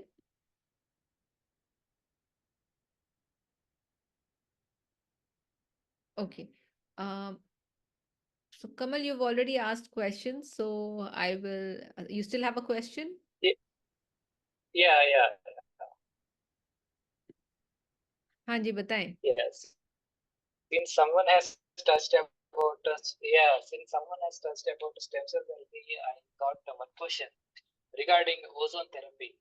Like one of my friend daughter has a constipation issue. She is also autistic kid. She has been given ozone therapy. My friend told that his now her digestion is better. Earlier it was a constipation because of the ozone therapy. Because that ozone therapy given by rectum, given through rectum, his constipation issue has somewhat reduced. How it could be? So ozone is O3, right? Ozone is O3, Yes. and it is antimicrobial. And I think I'm not an expert on ozone, but ozone will break down into O2 also in the body. So effectively, it supplies more oxygen. One is antimicrobial action, one is more oxygen indirectly, then thereby better detoxification also. So ozone is a great way. It's actually very, very powerful. Yeah, yeah, okay, yeah. And some oxygen therapy, hyperbaric oxygen therapy. Have you heard of? Right, oxygen. HBOT is also a great way, but we have to just think about these are just part of the solution. They're not a complete solutions. Yeah. Okay. Now, a lot of time people say, "Oh, I spent 3,000 rupees per session, 40 sessions, and I'm not able to see big results," because it's a part of the process. Basic is first. Basic plus this. If you don't do the basic, it's no good. Right? So if we on the basic, for example, let's say if you ask me, first thing is the lifestyle and the food and the microbiome and the mitochondria, all of that, nutrition, etc., detoxification. On the top of that, if you add a layer of the ozone and HBOT, fantastic. You add a layer of peptides and plasmalogens, fantastic. You add a layer of exosomes or stem cells, fantastic. And, then results will become more enhanced and enhanced and enhanced. But if I say I only do peptide, I only do ozone, I only do HBOT, or I only do stem cells, probably results are not sustainable. Okay, okay, thank you. Okay, Sobia, you can ask your question now. Hi. Hi, Dr. Asha, Ms. Dr. Garg. My question is related to, I don't know if it was already covered because I had to step out a bit, but it's related to mold. And what is your take on mold's impact on autism? Mold is a major contributor, Sophia. Okay. And if in the oats acid test, mold is the one that shows up, the mold pathogen as high, would that result in behavioral issues and autism? Absolutely, absolutely. It's a major contributor. Yes. And what resolves mold, Dr. Garg? I mean, from the system, how would you remove it? So first of all, again, mold is something not unusual in the body. It is there always. Okay. In the case of the child, it overgrows. Okay. Now, why would it overgrow in the first place? Let's understand that. Now, there are healthy microbes in the gut and the unhealthy. When they are in the less amount, they're not actually even unhealthy. They're there. But if you take an antibiotic, the things which will stop the growth of the mold are wiped out with antibiotic. It'll grow. Right? Okay. Wi-Fi and 4G, 5G, 6G networks can grow more mold in the body. Okay. Never heard of that, but okay. Heavy metals can compromise the immune system, mold will grow. Okay. If the food has a lot of sugars, white rice, inflammatory foods, mold will grow. Okay. Mold can cause constipation. Constipation can grow more mold. Oh, okay. 10% of the mitochondria is in the blood. Okay. If metabolic dysfunction is there, mold will grow. Deficiencies leading to poor nutrition, leading to poor immune system, mold will grow. Okay. So, so eventually it's all connected. Okay. If liver function is compromised, mold will grow. If food has pesticides, mold will grow. If leaky gut is there, which is affecting the liver, which is affecting detoxification, which is affecting more toxins in the system, in the body, mold will grow. See, let's understand now, body is trying to survive. Okay. If I leave my house, all windows closed, no air coming in and out. After 2 years, 3 years, you come back, you can see mold. When there is no life in the house, when no human beings in the house means no life in the house, mold can grow. Okay. So I think nobody will say this, but I am saying this. The lot of unwanted dead things in the body, then body allows the mold to grow and clean it up. But there's too many dead things. That is why it is problem. For example, Wi-Fi will kill my cells and mold will come to take it out. Okay. So when we are exposed to a lot of things which are doing a lot more damage than that has happened in the past, we have to repair more our body. We have to support more to the body. So that whatever is being damaged, we repair quickly, we repair. That does not allow the growth of the mold. But it's so difficult. I mean, how can you live without Wi-Fi? My work depends on Wi-Fi. So No, so that's what I'm saying. If we up your nutrition, if we up your regenerative processes in the body, okay. Wherever possible, we manage to lower it down. Okay. Survive. Okay. See, 60-year back, 100-year back, 3 meals a day, stomach is full, you're healthy. Right? But today, you have to do much more than those 3 meals to be healthy. Right. That is the reality. today. So we have to put extra efforts. Are there any side effects to chelation? Because chelation has a bad rep in certain medical. So now, where is the bad rep coming from? I will just tell you. Maybe before the process of angioplasty has come in, stenting has come in, or bypass has come in, chelation was the gold standard for coronary artery disease. Oh, okay. Now, typically, coronary arteries has calcium deposits, which is caused catches. Very easy peasy 40 rounds of chelation and a lot of calcium will get away and vessels will open up. Now, if somebody has to do bypass, it's a 6 lakh rupees process. If you have to do stenting, it's a 10 lakh rupee process, right? Now, what will you prefer? Yeah. As a If you're running the business, yeah. business. Same thing with vaccines. It's all run by pharmaceuticals. So I get it. So okay. I didn't know about chelation. But chelation, I heard it only in the context of Dan and autism. And then when you do some work, I mean, reading up on it, and there's so many people saying, "Oh, chelation is bad." And I think there's certain chelating agents that might be bad. I'm not sure. I haven't regularly looked into it. So see, bottom line that we have to remove the metals from the body. That is the bottom. Like I said, if you come to me with heavy metals, for the first day, I will not give you chelator. First, I make sure nutrition is there, if good food is there, gut is moving, hydration is there, liver is sort of strengthened, kidneys are strengthened. Then nourish the body. Then we start with the basic things like N-acetylcysteine or glutathione or bile salts or binders. Then we see how the body is responding.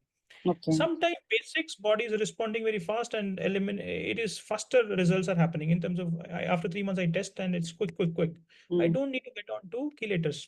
Why would I do that with chelators? But I see 3 months, nothing happened. Levels are not significantly moving. That means your body needs extra support. Okay. At worst, that might happen is a kidney problem. That Okay. temporarily. I Okay. haven't seen any child, any adult with chelation kidney problem so far, nothing. Okay. But I'm saying theoretically, it is Okay. possibility it's there. So every month we test for the kidney function anyway. Okay. Any chance, any problem, we put it a pause and allow the kidney function to come back to normal. Okay. That is how it is done. So we have to do it carefully. That's all. Okay. Okay. For the gut, doctor, what kind of tests are you doing for gut dysbiosis? Mostly we do organic acid test that Okay. metabolites of the infections. Okay. Because whenever my son is 6.5, and I only recently learned after doing the organic acid test that he had more the mold pathogen than the Clostridium bacteria, which is the bad bacteria that might be high in autistic children.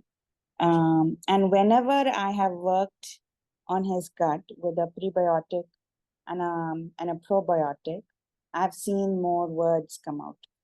It's not, but it's not that something that sticks, but it is something that I've observed. But it's not sticking, and I don't know why. That's the only. So you have to be more aggressive. That's all. Okay. The infection control has to be probiotics are okay, but you need more work. You need more killers of these infections also, or immune strengthening also. Okay. And also, what I learned from so a friend referred me and forwarded me your information. So you have 4 different stages, and you take the child through each stage. Do you skip a few stages, or how do you plan that out? If you have already answered it, then it's fine. I don't want to waste other people's time, but if you haven't, then... Typically, we won't like to go slow because we are working from a distance. We're doing online, and as a parent, you are implementing all of that. We would like to go as slow it can be, but at the same time, something which can fetch you some results also in a stipulated frame of time. But if you as a parent tell me, I want more, and I'm okay to rev it up, I will do it for you. Okay.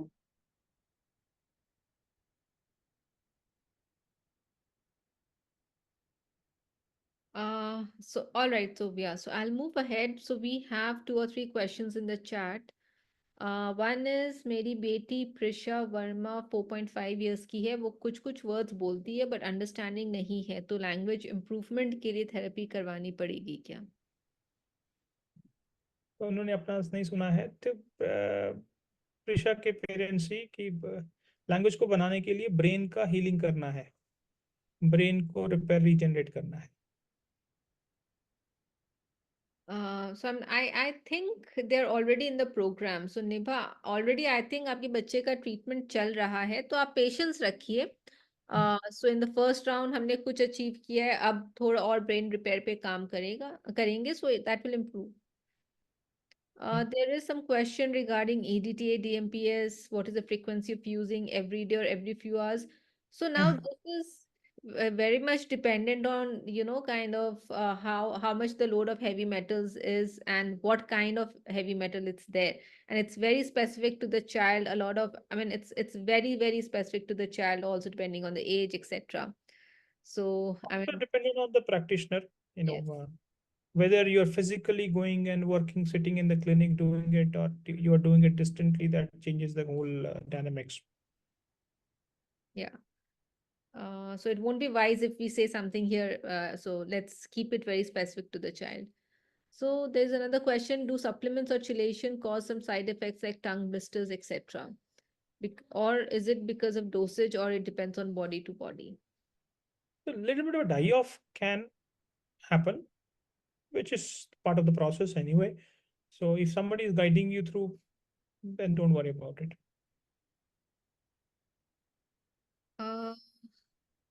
All right. I think we have covered all the questions.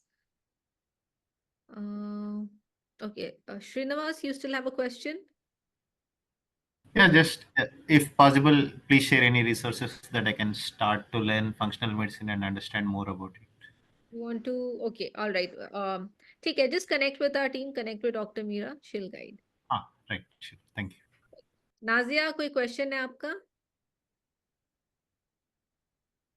जी इसमें सुजन देखिए ma'am, सुजन ma'am को से ma'am है, हाथ उठा, hi sir, sir hi, हाय जोशी, हाय तो हाय कौन जी very nice, Nazia.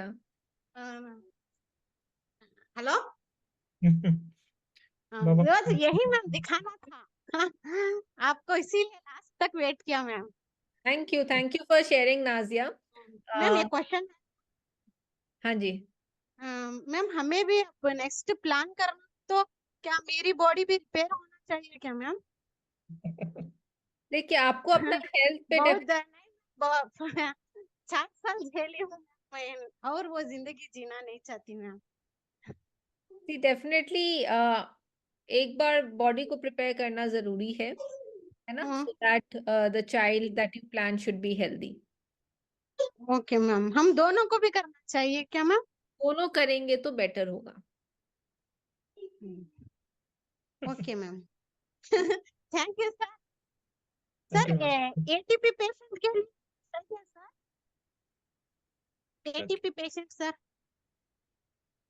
जो व्हाइट ब्लड सेल्स नहीं बनते ना सर, व्हाइट सेल्स, मेरी बहन को है सर वो प्रॉब्लम. अच्छा, तो एक बार बात करते हैं नाजिया. देखिए समझ लेंगे, ऐसे मैं नहीं समझ पा रहा हूँ. एक बार बात कर लूंगा अपनी आपकी सिस्टर से, फिर देख लेते हैं. अगर हम कुछ कर पाएंगे तो जरूर करेंगे. सर इसका बिहेवियर कब तक सेटल हो, चेंज होगा सर? हो जाएगा ना. जैसे अब सोचा है सर, क्या अब अभी स्कूल में डालूं या नहीं सर, क्योंकि तो सिटिंग नहीं है सर उसकी.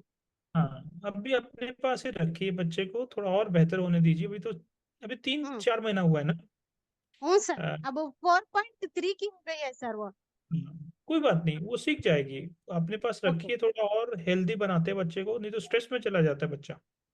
ओके सर, वो सॉरी पूछ लूंगा, तो माश की दाल का यूज कर सकती हूँ ना सर मैं? माश की दाल आपको शायद उजली उजली वाली, जो डोसे के लिए डालते हैं ना सर, उड़द डोसा दाल, बनाने के लिए. उड़द ठीक दाल. हूँ, उड़द दाल, उड़द दाल. Yes, आप use. Okay, thank you ma'am, thank you sir. Thank you. हाँ thank. Okay, all right. So, thank you everyone. It's already 9:30. So we hope we could share useful information with all of you. If anybody is interested in the program, Dr. Meera has shared her number. You can WhatsApp her, you can connect with her to understand how we can help your child. And yes, so we keep coming up with more information sessions like this. And you can be a part of our WhatsApp community to stay connected so that you're informed when we plan our next session. Thank you everyone and have a great evening. Thank you. Thank you. Thank you. Thank you. Thank you, Meera and Anwar. Thank you, everyone. Thank you. Yeah, you have been working a lot on putting the session together. So thank you so much. Thank you.